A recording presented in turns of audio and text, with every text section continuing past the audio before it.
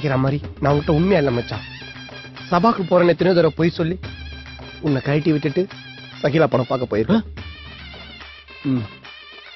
ஆனா எதையுமே மறைக்காம நீ ஒரிஜினலா இருக்க பத்தியா?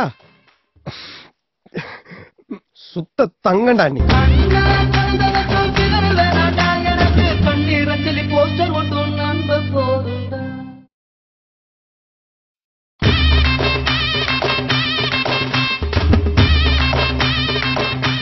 நீ நினைக்கிற மாதிரி நான் உன்கிட்ட உண்மையா இல்ல மச்சான்.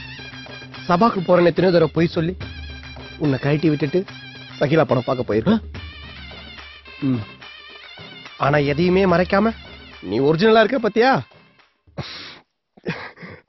சுத்த தங்கண்டா நீ. போஸ்டர் ஒன்று